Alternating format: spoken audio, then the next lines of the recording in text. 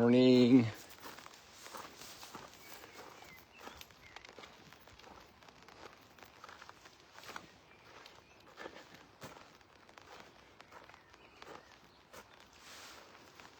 So this morning, I don't see, we'll see the sun disk, maybe.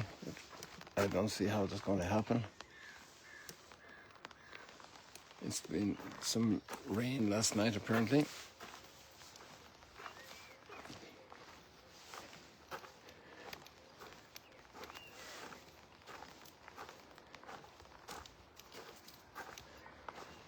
In 2 weeks' time, we have the spring equinox, so it's a time of turning for the weather. Up and down, different days. Nice bit of light there in the direction of Mount Hermon. Interesting how that's possible.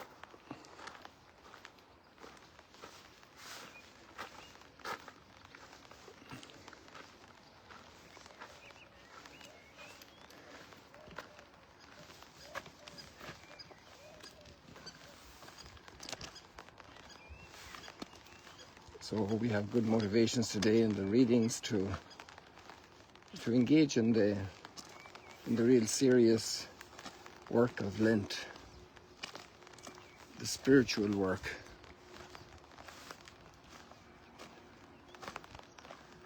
The psalm is reminding us of that, a heart contrite and humbled, O God, you will not spurn.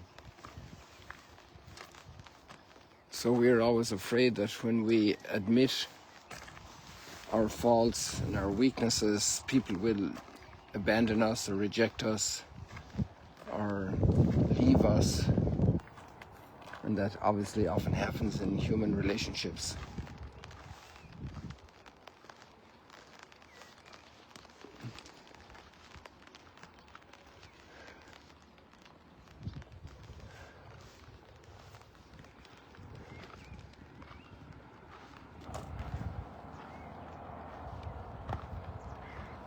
But when we show our weaknesses to God, just like a little child that's crying, that has a wound,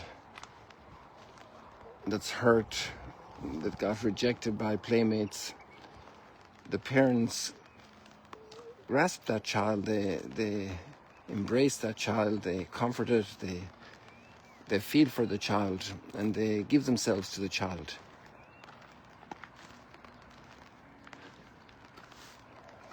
And so this psalm verse is very assuring for us that it's okay for us to bear our soul with God. It's actually very healthy for us because we will encounter forgiveness.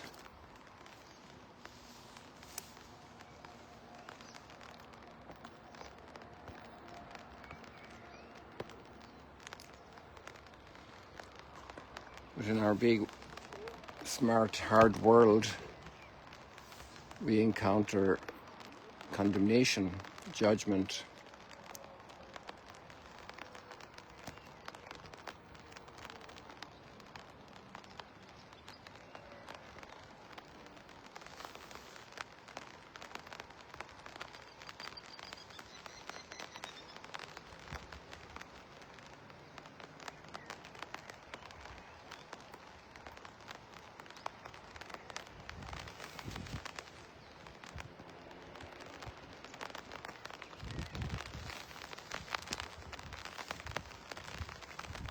And we should meditate on that. We should turn to God in that sense. Maybe not just for ourselves, but for others who are very broken. Because many people find it very hard to open up to God, to accept that He is different than we are, so far above the clouds and the heavens are His ways than our ways down here on the earth. They're so different, so merciful.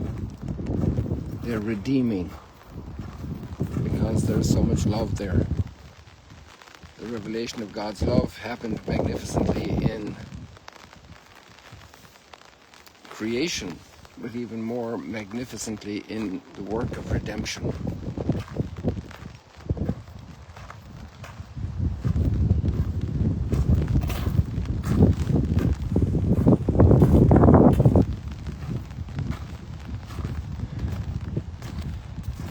And then on another level, we tend to bring our own experience of relationships in our dealings with God, the relations we have here. So we think by doing certain formalities, we can impress God. We come across as good because we fulfill certain rituals, maybe even going to church,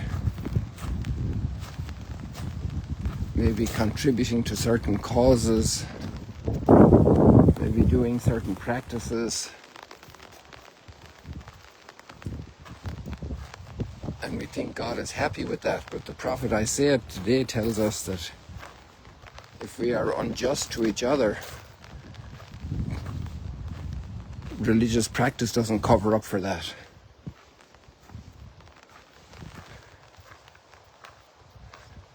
The two go hand in hand. The language in Isaiah is incredibly hard. It's brutally hard. Maybe we should just... I'm going to look for a spot here. We're going to leave down the umbrella. You can see here it's wet. And I'll get in here into this dry spot.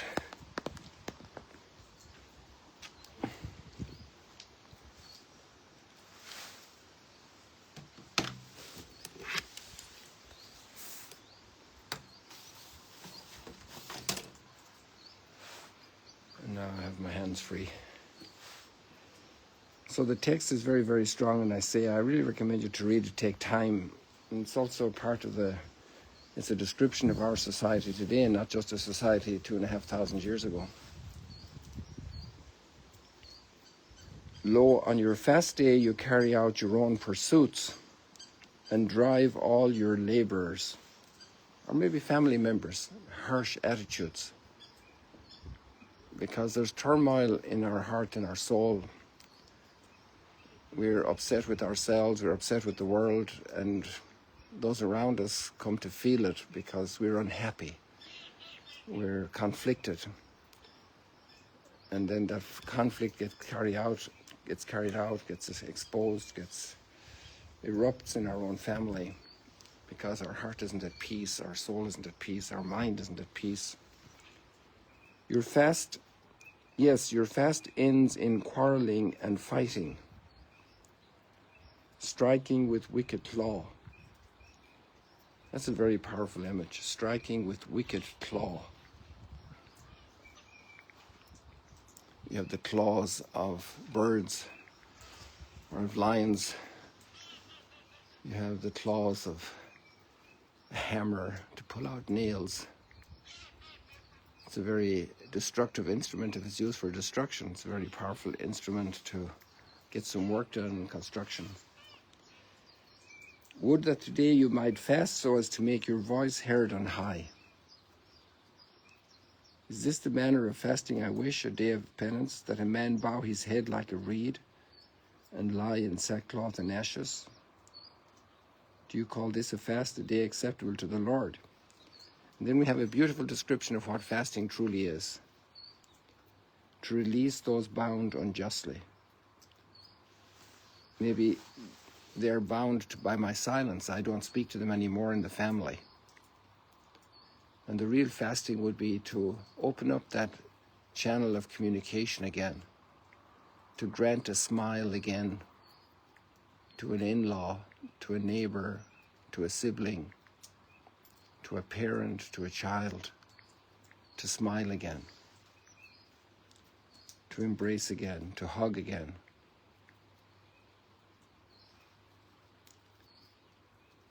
This rather is the fasting I wish, to release those bound unjustly, untying the thongs of the yoke. We set demands on people. If you don't do this, I'm not talking to you. If you don't change your attitude, I'm not doing this. Set free the oppressed. Share your bread with the hungry. Shelter the homeless,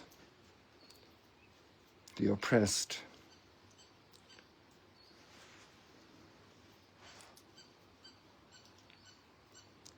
Clothing the naked. Here we hear the judgment words, the vocabulary Jesus uses in the description of the Last Judgment.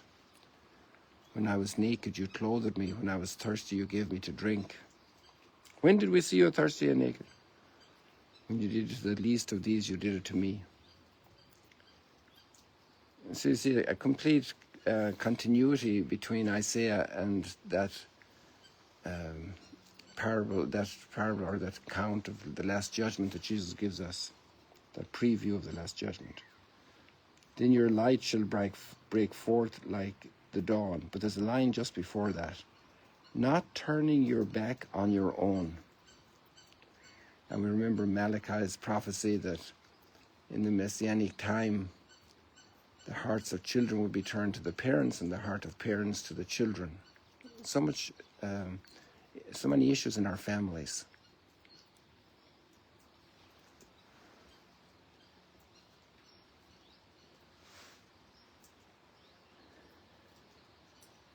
Then your light shall break forth like the dawn. Your wound shall be quickly healed. The wound of our soul, the wound of our heart. When we practice mercy, then we receive mercy. We're able to receive mercy. In order for us to receive God's mercy, we have to start being merciful. And that attunes us to being healed interiorly. We carry a lot of wounds many times because of hurt, because of rejection, because of frustrations. Maybe because our ego was so strong and we fall off the cliffs of our ego and we get real bad hurts. We think we control the world, we have dominion over everything.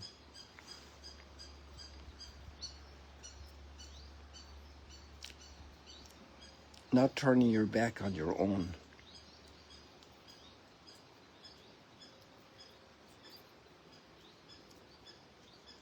You shall cry for help, and he will say, God will say, here I am.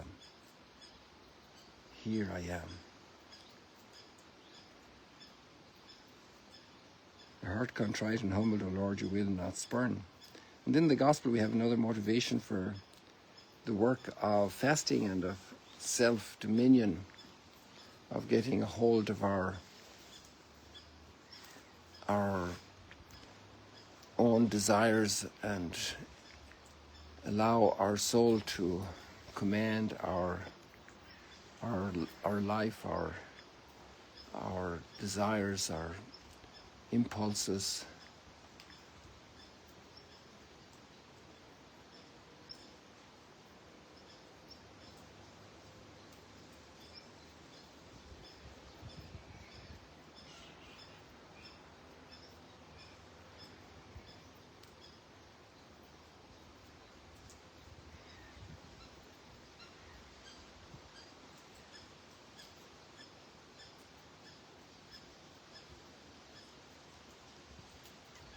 And Jesus excused the disciples for not fasting in front of the Pharisees, but now he's gone. He's soon ascended into heaven, so now is the time for us to fast.